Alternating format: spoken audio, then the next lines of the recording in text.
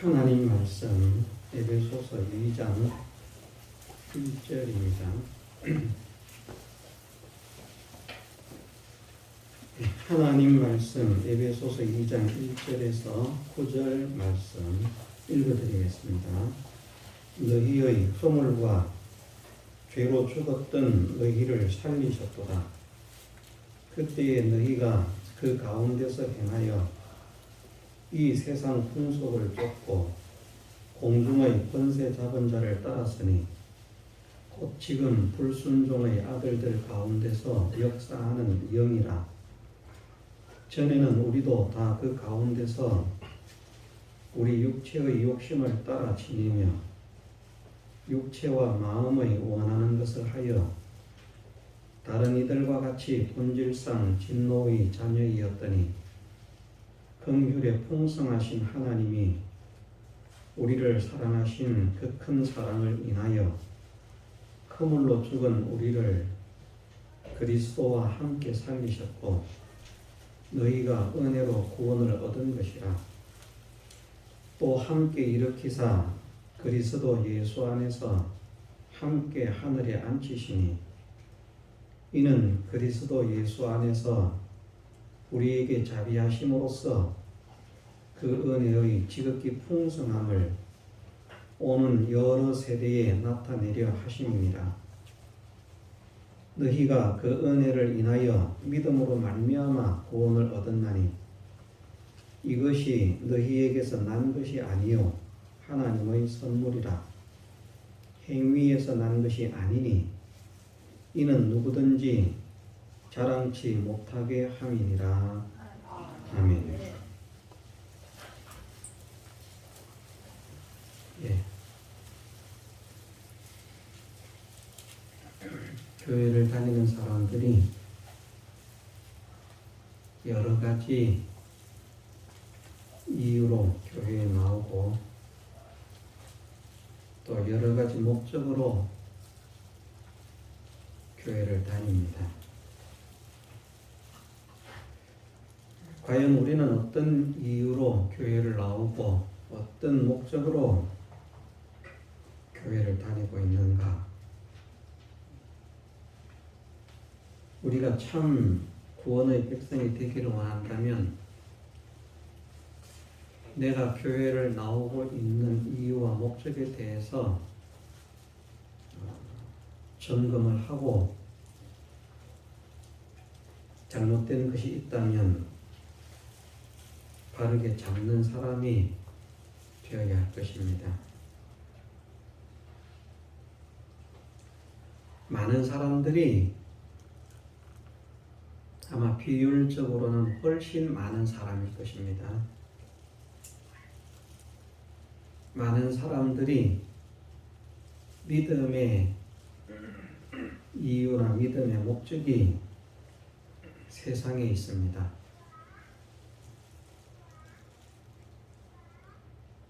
눈에 보이는 것, 세상. 우리는 어떻는지 모르겠습니다. 우리가 연약한 육체를 가지고 살고 있기 때문에 세상에 살면서 세상을 떠날 수도 없고 벗어날 수도 없고 또 일반적인 사람들의 삶을 포기할 수도 없는 그런 통일한 구조를 가지고 있는데 그렇다고 해서 우리가 보이는 세상이 우리의 간절한 소원이고 믿음의 목적이 되어서 눈만 뜨면 생각하는 것이 야, 오늘도 재미있는 삶을 살았으면 좋겠다. 오늘도 세상이 즐거웠으면 좋겠다. 세상이 행복했으면 좋겠다. 물론 뭐 즐겁지 않아야 하고 행복하지 않아야 하는 것 아닙니다.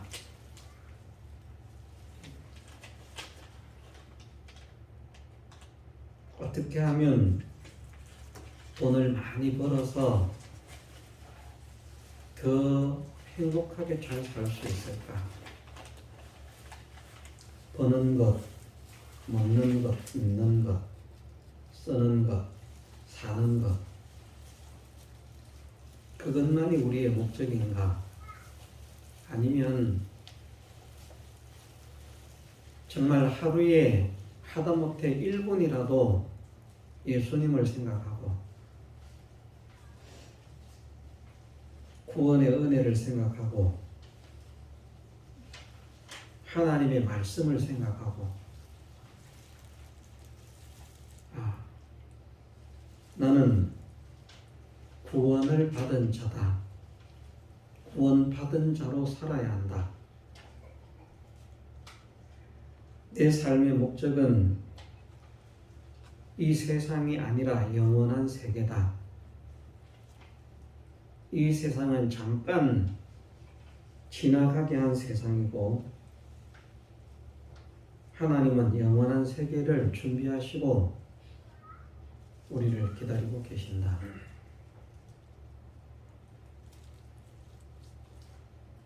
영원하고 영광스러운 세계에 합당한 백성이 되도록 하시기 위해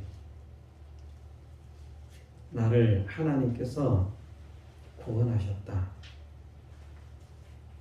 그런 구원에 대한 생각과 감사와 구원받은 자로 구원받은 자답게 살고자 하는 그 생각이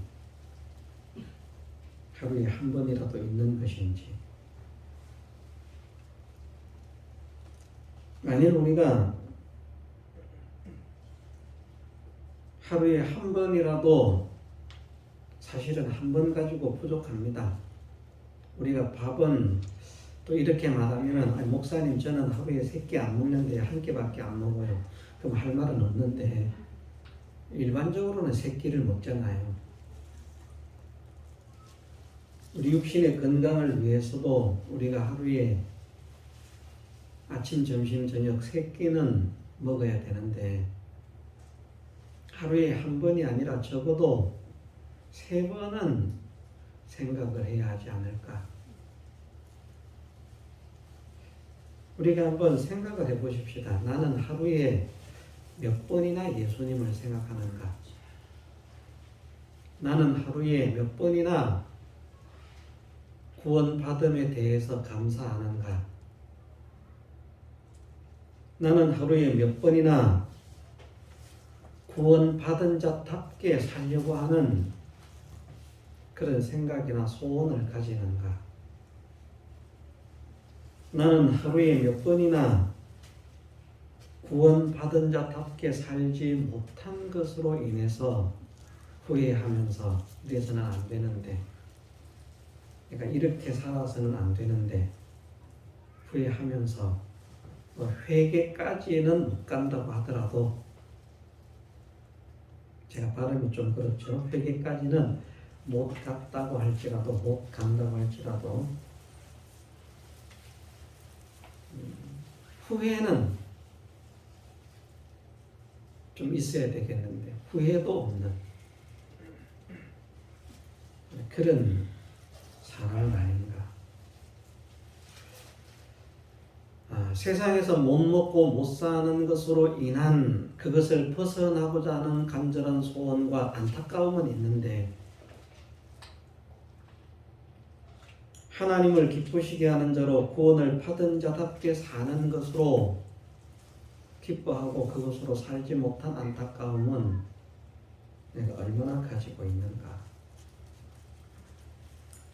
또 자녀를 둔 부모들이라고 하면 내 자녀들이 세상적으로 이렇게 저렇게 공부를 잘하고 취업을 잘하고 결혼을 잘해서 행복한 가정을 꾸리는 것은 기쁨이 되고, 공부를 못하고 취업을 못하고 결혼을 못하고 그러는 것은 근심 걱정이 되는데, 믿는 사람이면서 자기의 자녀들이 믿지 않는 것에 대해서는 얼마나 마음을 쓰고 내 자녀들이 믿음의 자녀가 되게 하옵소서. 믿음의 자녀가 되었으면 좋겠습니다.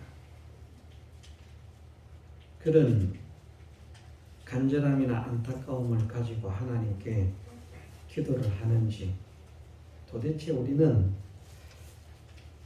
하루를 살면서 하루 종일 어떤 생각 속에서 살아가고 있는 것인가 하는 것을 좀 돌이켜보고 점검해 볼 필요가 있다고 생각을 합니다.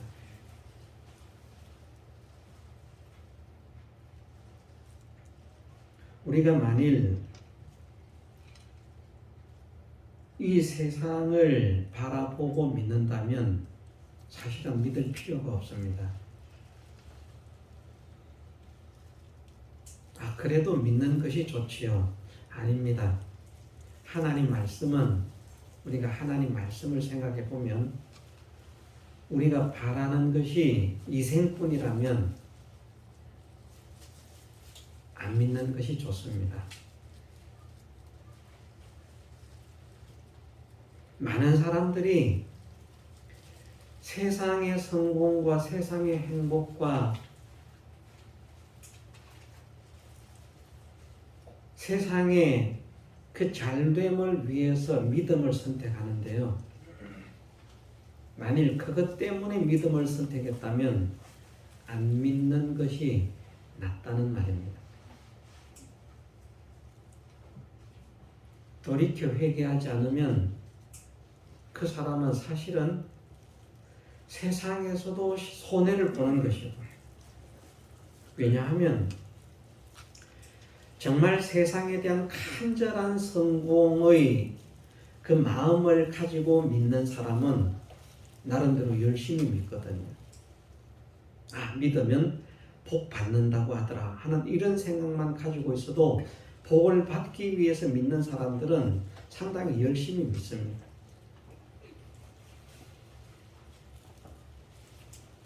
그런데 생각해 보십시오. 물론 하나님께서 약속하신 것은 믿음의 사람들이 믿지 않는 자들 위에 뛰어나게 하신다는 것은 하나님 약속입니다. 그렇다고 내가 그 하나님의 약속대로 세계 모든 민족 위에 뛰어난 하나님의 복을 받을 수 있는 믿음은 가지고 있는가? 그렇지는 않을 겁니다. 많은 사람들이.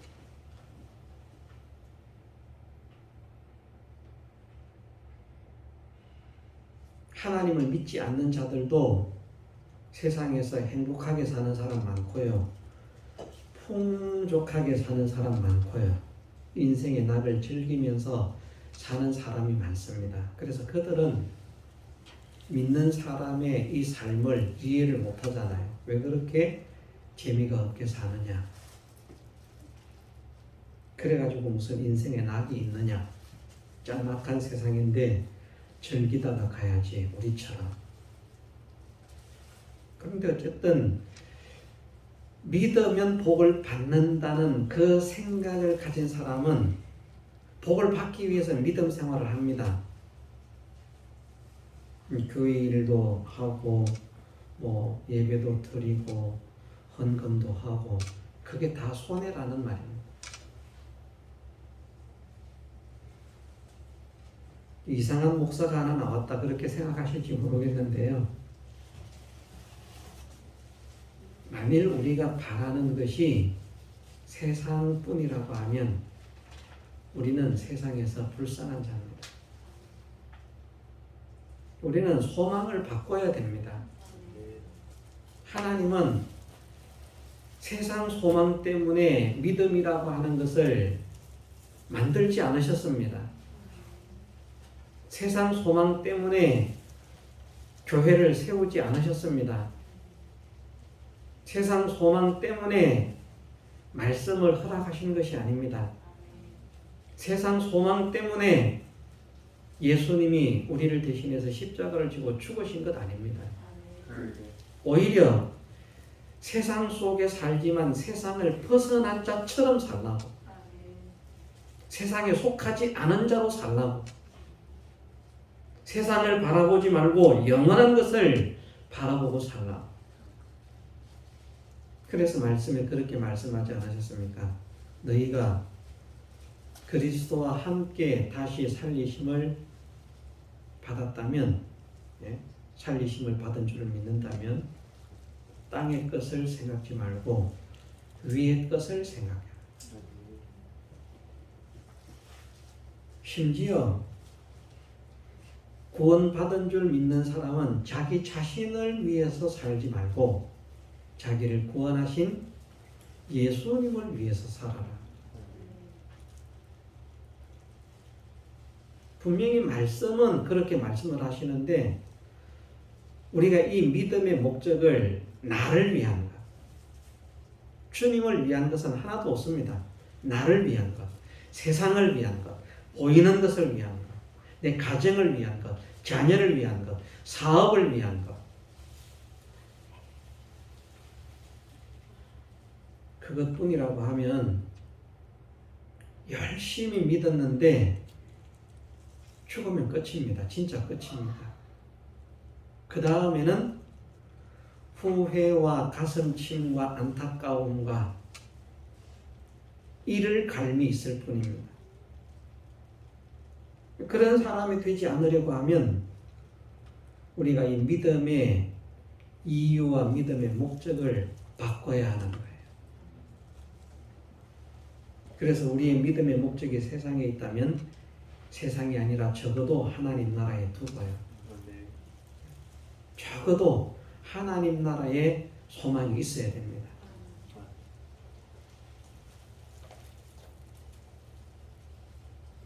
그래야 바라는 것이 세상이 아니라 하나님 나라였기 때문에 어쨌든 그 나라에서 주님과 함께 누리는 그 영광과 실력에는 어떠한지 모르겠지만 그래도 천국은 허락하시는 것이죠.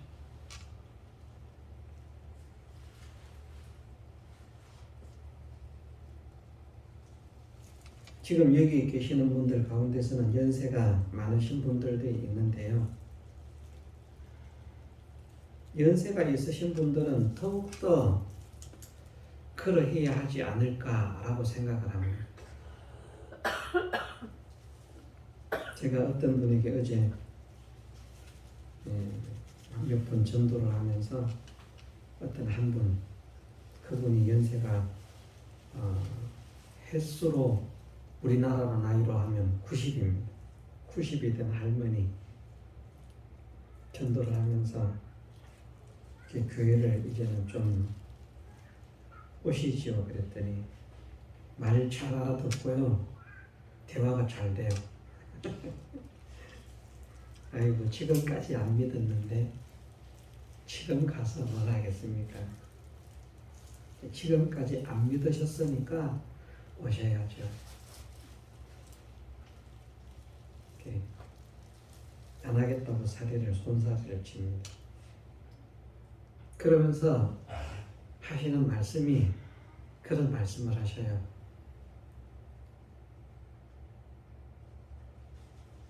형제가 셋인데 자기 빼고 둘이 믿는 형제의 아내라는 한 집에 시집을 왔는데 형제가 셋인 집에 왔다는 거죠. 하나는 천주교를 다니고 하나는 교회를 다니고 자기는 교회를 안 다니고. 그런데 그 시어른이 시부모님이 자기만 예뻐하고 둘은 미워했다. 교회를 간다. 성당을 가고 교회를 간다. 이제 옛날이니까 지금 90이니까 젊었을 때 살았으면 옛날 아닙니까? 농사철 되면 농사해야 되고 바쁜데 교회 간다고 주일날 수가 없어져가지고 시어른들이 막 욕을 하고 자기는 교회를 안 가니까 와서 일을 하니까 착한 며느리, 좋은 며느리 칭찬을 하고. 요지가 뭔가 하면 그래도 우리가 좀 염두에는 두어야 될 것 같아요. 믿으면 사람들한테 잘한다, 착하다 이런 말을 들어야 되는데 그렇게 못됐다, 나쁘다 본인이 보기도 그거 외에도 나쁜 면이 있었겠죠. 꼭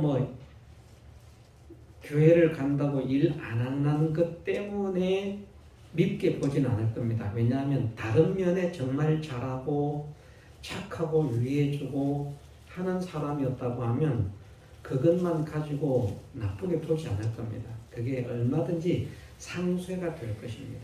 그런데 교회는 열심히 다니는데 말하자면 믿음의 본을 못 보이는 거죠. 그러니까 욕을 얻어먹는 거예요. 이게 우리에게 중대한 문제입니다. 이것이 이제 두 번째입니다. 우리가 믿은 자답게 살아야 되는데, 구원받은 자답게 살아야 되는데, 하나님께서는 구원받은 우리를 세상의 빛으로 살라고 말씀하시는데, 내가 과연 빛으로 살고 있는가? 나쁜 냄새를, 나쁜 모습을 풍기면서 보여주면서 사람들에게 비난과 조롱과 멸시와 천대와 욕을 먹는 그런 사람이 되어서 자기의 딴에는 열심히 믿는데 오히려 하나님께는 욕이 돌아가. 그런 사람이 되어 있는 거예요. 그러는 사람이 어떤 역사를 일으킨 것입니까? 다른 사람을 교회로 오지 못하게 막는 역할을 합니다.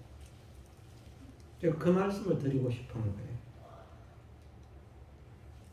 어지간히 말씀을 하면 이제 90이 다 되셨는데 90이신데 살 날이 본인 입으로도 내가 이제 뭐 며칠을 살겠다고 며칠 안 남으셨으니까 예수님을 믿고 천국을 가셔야 되지 않겠습니까?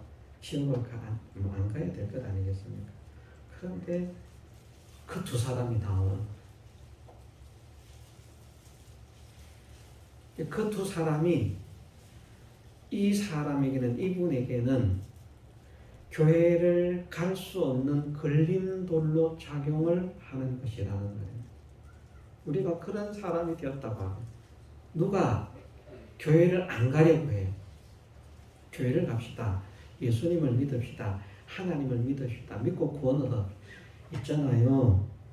내가 어떤 사람을 아는데요. 무슨 말인지 이해를 하시죠? 내가 어떤 사람을 아는데요. 그 사람이 바로 내 친한 친구가요. 친한 친구가 될 수 있을지는 모르겠습니다. 친한 친구였고 아니면 뭐 그런 어떤 뭐 가족이었고 그런데 그 인간 생각하면 교회가 왜 있는지 모르겠고요. 교회를 왜 가야 되는지 모르겠고요. 그렇게 살 바에야 안 다니고도 나처럼 착하게 살면 우리가 이런 말을 들으면 안 될 것 같다는 생각이 듭니다. 그렇지 않습니까? 이런 말을 들으면 걔 때문에 그 인간 때문에 그 사람 때문에 난 교회 안 가요. 근데 거기 지목된 사람이 나라면 그 영혼이 구원을 얻지 못하게 만드는 걸림돌로서 내가 작용된 것이기 때문에 그 심판을 나도 알게 모르게 그 심판을 내가 받아야 되거든요. 얼마나 두려운 일입니까? 그래서 우리가 교회를 다닌다고 하면 이제 믿음의 목적이 잘못된 것을 고쳐서 믿음의 목적이 바랐다고 할지라도 바른 믿음의 목적을 가지고 사는 사람이라고 할지라도 그 삶이 다른 사람들에게 본이 되고 덕이 되고 은혜가 되어서 야 저분을 보니까 나도 교회를 가고 싶다. 저분을 보니까 나도 하나님을 믿고 싶다. 이런 데 쓰임을 받아야 되는데 그 인간 생각하면요 나 교회 가기 싫거든요. 그래서 우리가 복음의 문을 막고 있는데 복음의 문을 막고 있는 줄 모르는 이 중대한 문제입니다. 하나님은 우리를 사랑하셔서 우리를 구원하시기 위해서 주님의 생명까지 바쳐가면서 우리를 구원시키셨는데 그것이 하나님 최고의 소원이고 하나님 최고의 기쁨인데 그 한 영혼을 구원해내는 것을 그렇게 기뻐하시고 즐거워하시고 좋아하시는데 그런데 하나님의 구원 역사에 방해, 걸림돌로 내가 작용을 하고 있다면 얼마나 안타까운 일인가. 나는 믿는 사람의 그 믿음의 길을 방해하는 자로 또는 불신자를 하나님을 믿게 만드는 이 일에 쓰임받지 못하는 걸림돌로 작용하는 자로 혹시 나는 살아가고 있지 않은가. 이것을 우리가 살펴볼 필요가 있다고 생각을 합니다. 그래서 우리가 믿음의 목적도 바르게 가지고, 내가 믿음의 목적을 바르게 가졌다고 모든 것이 다 우리에게 다 허락되는 건 아닙니다. 모든 것이 가나 모든 것이 유익된 것이 아니라는 그 말씀을 우리가 생각해야 되거든요. 잘못된 믿음을 가진 사람은 그만 그 말씀 가지고 우리는 다 괜찮다. 우리가 정말 믿어서 구원을 받은 사람이면 우리에게 걸림될 거 하나도 없다. 하나님의 지으신 모든 것이 선함에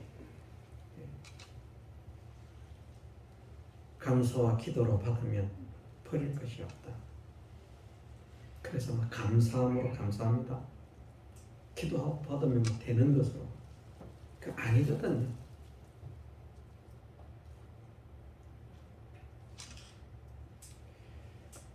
예, 인생이 얼마 남지 않은 분들도 심각하게 한번 생각을 해보시고요. 앞으로 살 날이 많이 남은 사람도 한번 이 면을 우리가 생각을 해보면 좋겠습니다. 우리는 나이가 젊기 때문에 살 날이 많을 것이라 이렇게 생각을 하지만 사실은 가는 날은 아무도 모릅니다. 본문으로 들어가야 되는데 지금 본문으로 못 들어가고 지금 겉돌기만 하고 있는데 그러다 끝날 것 같아요. 갑자기 생각이 납니다. 이것도 중요한 것 같아요. 하나님께서 전하게 하려고 생각이 나는 것 같습니다. 누가 그런 말을 했다고 합니다. 지금까지는 내가 믿음으로 못 살아서 하나님께서 주신 구원을 다 지금까지 살면서는 다 이렇게 도둑맞고 빼앗기고 죽였지만 내 남은 것은 아직 안 죽지 않았는가? 예, 맞습니다. 그런데 우리가 어떤 생각을 가져야 되는가 하면 나이가 어린 사람은 그런 생각을 할 수 있어요. 이제 할아버지 할머니들은 이제 가실 때가 가까웠으니까 다 죽였다고 하면 남은 것이 조금밖에 안 남았지만 나는 나이가 뭐 10살이고 20살이고 그러니까 앞으로 나는 한 70년 80년 산다고 생각하면 그래도 한 60년 뭐 70년은 남아있으니까 그만큼은 구원이 많이 남아있겠지. 아닙니다. 평균 연령으로 남은 구원이 계산되는 게 아닙니다. 10살인데 11살에 죽을 수도 있어요. 무슨 말인지 이해가 되죠? 얼마나 남았는지는 모릅니다. 아무도.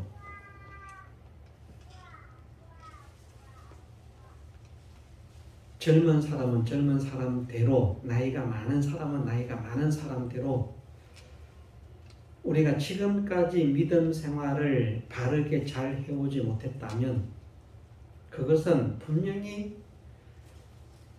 하나님께서 그 구원을 만들기 위해서 쏟으신 공력이라고 하는 것이 뭐 하나님께서 전지하시고 전능하신 분이기 때문에 그건 얼마나 쉬운 것이냐, 되라고 하면 되어질 수밖에 없는 것이라 이것처럼 보여지지만요, 다른 모든 것들은 다 말씀으로 창조하고 만드셨어요. 그런데 구원은 독생자의 일생과 죽음이 들어간 것입니다. 달라요. 인간 구원은요, 말씀 한마디로 구원받으라 해서 구원되어지는 게 아니에요. 우주 만물은 그냥 있으라고 하면 없는 것도 있어지는데 우리의 구원을 만드시기 위해서 하나님이 그렇게 하실 수 없는 분이기 때문에 그것을 하시는 것을 알려주시기 위해서 예수 그리스도를 통해서 그 역사를 이루신 것인데, 하나님의 친액을 다 바치는, 그것을 통해서 만들어진 것이 우리의 구원입니다. 시시껄렁한 보잘것없는 사람이 힘을 써서 만든 것이 아니고요, 이 세상 모든 지식가들이 다 동원이 되어도 틀 것만큼도 만들 수 없는 그 구원을 전지하시고 전능하신 하나님께서 모든 것을 투자해서 모든 것을 기울여서 만드신 것이 구원입니다. 얼마나 가치 있는 것인지 몰라요. 한번 생각을 해보십시오. 세상에서 장인이 만든 물건 하나, 뭐 악기 하나도 뭐 바이올린이 있는데 세계 비싼 바이올린이 3대 바이올린 그런 말을 제가 얼핏 들은 것 같습니다. 그런데 바이올린 하나가 200억인가 그런 바이올린이 있대요. 어떤 장인이 만들었다고. 그거 안 부서지는가? 그거 부서져요. 똑같아요. 같은 나무로 만들었고, 그런데 누가 만들었는데 그게 세계에서 하나밖에 없다. 그 사람이 만든 거. 200억이다. 제가 가격을 정확하게 모릅니다. 제가 그냥 어렴풋이 생각하기로 200억이라고 들은 것 같아서 말씀드립니다.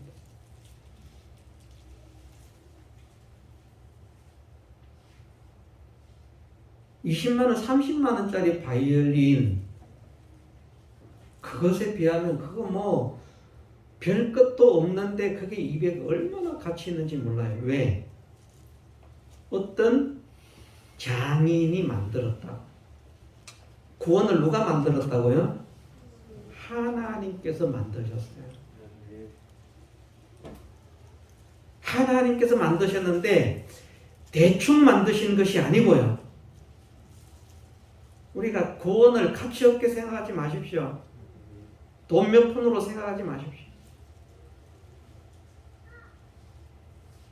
이 구원은 하나님께서 대충 말씀 한마디로 손짓 하나로 그렇게 만드시는 것이 아니라 하나님께서 당신의 모든 진액을 다 바쳐서 만드신 것임을 예수 그리스도를 통해서 보여주신 것입니다. 하나님께서 우리처럼 사실 수 있다면 그렇게 하신다는 것을 예수님을 통해서 보여주시는 거예요. 일생을 바쳐서, 생명을 바쳐서, 생애를 바쳐서 만드신 것이 구원입니다.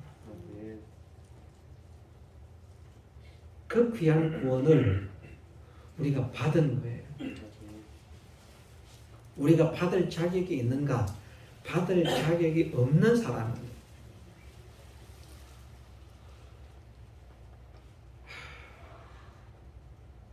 구원의 10,000분의 1 정도의 가치가 되는 것도 우리는 받을 자격이 없는 사람입니다. 우리는 지구의 10,000분의 1도 못 가지고 있잖아요. 아마 이 세상에서 제일 부자도 지구의 10,000분의 1을 가지고 있지는 못할 거예요. 그런데 구원이라고 하는 전지하시고 전능하시고 지극히 존귀하신 만왕의 왕이 되시고 만주의 주가 되시는 여호와 하나님께서 당신의 모든 정력을 진액을 다 쏟아서 그 만드신 이 걸작품이 구원인데, 이 구원을 우리에게 주셨는데, 이 구원이 정말 얼마나 가치 있고 얼마나 영광스럽고 얼마나 보배로운 것인가. 이것을 우리가 깨달을 수 있어서 이것을 도둑맞지 않기 위해서, 빼앗기지 않기 위해서, 죽이지 않기 위해서 얼마나 애를 써야 할 것인가. 세상에 돈이라면 이거 지키기 위해서 우리가 혈안이 되어 있을 것입니다. 그런 생각을 해봅니다. 아들이 하도 친구들은 학교 가니까 누구는 무슨 명품을 입고 왔느니, 누구는 무슨 명품. 집에만 들어오면 아버지, 엄마, 명품, 친구들은 다 입었는데 나만 못 입어서 나만 떠돌림을 받는다. 학교도 막 안 가려고 그러고. 그래서 얼마짜리인지 모르지만 어쨌든 모아서 명품을 하나 딱 사줬어요. 진짜. 학교를 갔다 오더니 없네. 위에부터 신발까지 다 없어. 어떻게 했냐? 모르겠는데요. 네. 뺏긴 것도 뭐 안타깝겠지만 다양하게 없어지는 방법이 있을 거예요. 뺏겨서 없어졌을 수도 있고, 뭐 체육 시간에 체육복을 갈아입었다가 그 다음에 그걸 갖다가 챙기지를 못해서 잊어먹어서 이제 누가 훔쳐가서 없어졌을 수도 있고, 어쨌든 잊어먹었다. 찾을 수 있냐 못 찾는다. 부모가 어떻겠습니까 마음이? 솔직하게 우리 누구는 지어봤는데 안 그럴 것 같은데 얼마나 속에 막 그냥 불이 나겠습니까?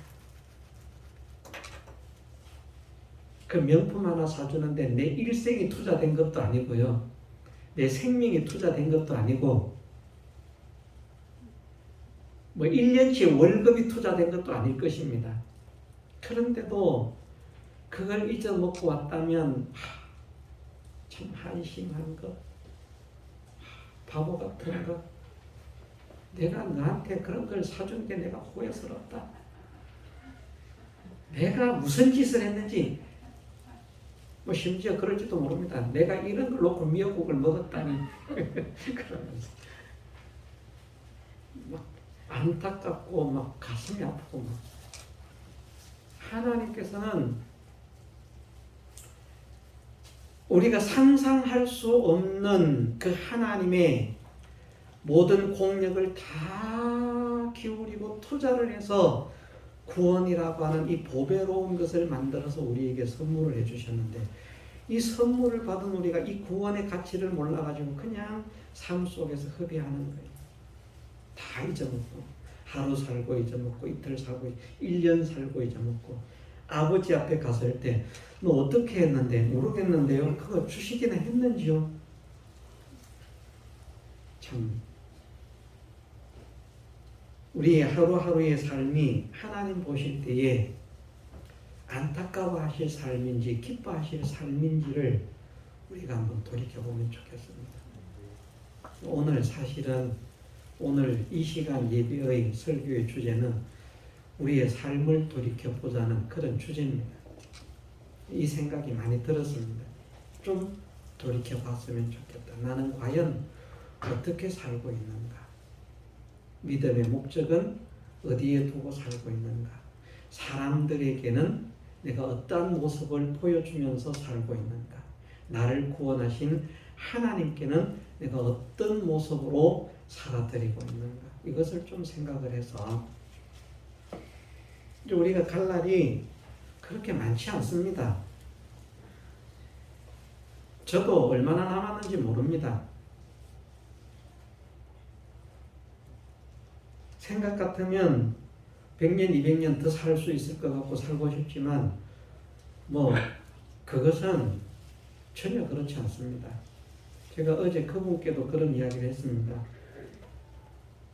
제가 어릴 때는요, 저도 나이도 안 먹을 것 같고 이렇게 늙어가지도 않을 것 같은데 벌써 이런 세월이 흘렀다고.